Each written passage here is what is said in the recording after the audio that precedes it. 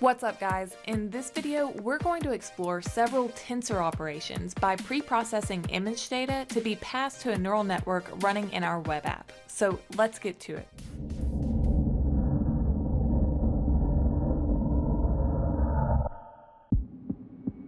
Recall that last time we developed our web app to accept an image, pass it to our TensorFlow.js model, and obtain a prediction. For the time being, we're working with VGG16 as our model, and in the previous video, we temporarily skipped over the image preprocessing that needed to be done for VGG16. We're going to pick up with that now. So we're going to get exposure to what specific preprocessing needs to be done for VGG16, yes. But perhaps more importantly, we'll get exposure to working with and operating on tensors. We'll be further exploring the TensorFlow.js library in order to do these tensor operations. Alright, let's get into the code. We're back inside of our predict.js file, and we're going to insert the VGG16 preprocessing code right within the handler for the click event on the predict button. We're getting the image in the same way we covered last time, converting it into a tensor object using tf.fromPixels, resizing it to the appropriate 224 by 224 dimensions, and casting the type of the tensor to float32. No change here so far. Alright, now let's discuss the pre-processing that needs to be done for VGG16. This paper, authored by the creators of VGG16, discusses the details, the architecture, and the findings of this model. We're interested in finding out what pre-processing they did on the image data. Jumping to the architecture section of the paper, the authors state, quote, "The only pre-processing we do is subtracting the mean RGB value computed on the training set from each pixel." Let's break this down a bit. We know that ImageNet was the training set for VGG16, so ImageNet is the dataset for which the mean RGB values are calculated. To do this calculation for a single color channel, say red, we compute the average red value of all the pixels across every ImageNet image. The same goes for the other two color channels, green and blue. Then, to pre-process each image, we subtract the mean red value from the original red value in each pixel. We do the same for the green and blue values as well. This technique is called zero centering because it forces the mean of the given dataset to be 0. So we're zero centering each color channel with respect to the ImageNet dataset. Now, aside from zero centering the data, we also have one more pre-processing step not mentioned here. The authors trained VGG16 using the Caffe library, which uses a BGR color scheme for reading images rather than RGB. So as a second pre-processing step, we need to reverse the order of each pixel from RGB to BGR.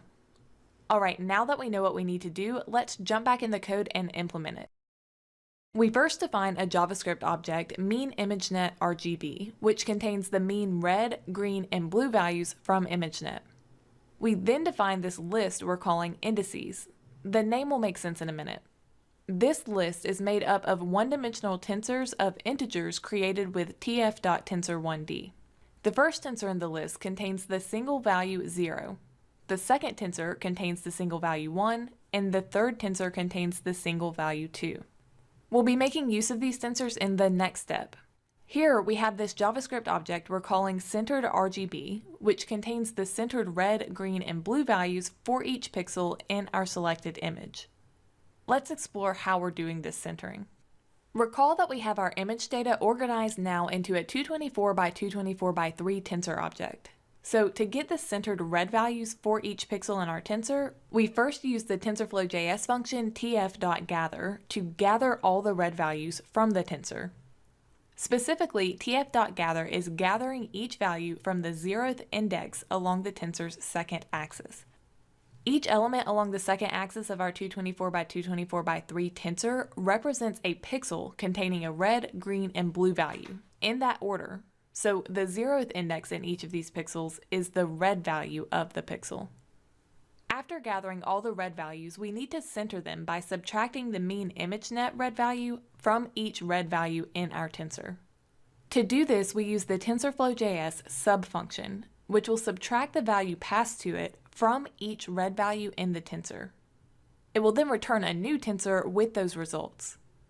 The value we're passing to sub is the mean red value from our mean ImageNet RGB object, but we're first transforming this raw value into a scalar object by using the tf.scalar function. Alright, so now we've centered all the red values, but at this point the tensor we've created that contains all of these red values is of shape 224 by 224 by 1. We want to reshape this tensor to just be a one-dimensional tensor containing all 50,176 red values. So we do that by specifying this shape to the reshape function. Great, now we have a one-dimensional tensor containing all the centered red values from every pixel in our original tensor. We need to go through this same process now again to get the centered green and blue values. At a brief glance, you can see the code is almost exactly the same as what we went through for the red values. The only exceptions are the indices we're passing to tf.gather and the mean ImageNet values we're passing to tf.scalar. At this point, we now have this centered RGB object that contains a one-dimensional tensor of centered red values, a one-dimensional tensor of centered green values, and a one-dimensional tensor of centered blue values. We now need to create another tensor object that brings all of these individual red, green, and blue tensors together into a 224 by 224 by 3 tensor. This will be the preprocessed image. So we create this processed tensor by stacking the centered red, centered green, and centered blue tensors along axis 1. The shape of this new tensor is going to be of 50,176 by 3. This tensor represents 50,176 pixels, each containing a red, green, and blue value. We need to reshape this tensor to be in the form that the model expects, which is 224 by 224 by 3. Now remember at the start we said that we'd need to reverse the order of the color channels of our image from RGB to BGR.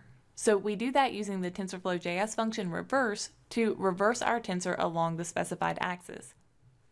Lastly, we expand the dimensions to transform the tensor from rank 3 to rank 4 since that's what the model expects. Whew, okay, now we have our preprocessed image data in the form of this preprocessed tensor object. So we can pass this preprocessed image to our model to get a prediction. Before we do that though, note that we handled these tensor operations in a specific way and a specific order to preprocess the image. It's important to know though that this isn't the only way we could have achieved this.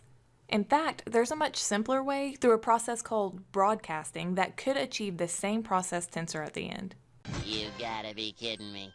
Don't worry, we're going to be covering broadcasting in a future video, but I thought that for now, doing these kind of exhaustive tensor operations would be a good opportunity for us to explore the TensorFlow.js API further and get more comfortable with tensors in general. Checking out our app using the same image as last time, we can now see that the model gives us an accurate prediction on the image since the image has now been processed appropriately. Now, I don't know about you, but tensor operations like the ones we worked with here are always a lot easier for me to grasp when I can visualize what the tensor looks like before and after the transformation. So in the next video, we're going to step through this code using the debugger to visualize each tensor transformation that occurs during preprocessing. Let me know in the comments how processed your brain is after this video, and I'll see you in the next one.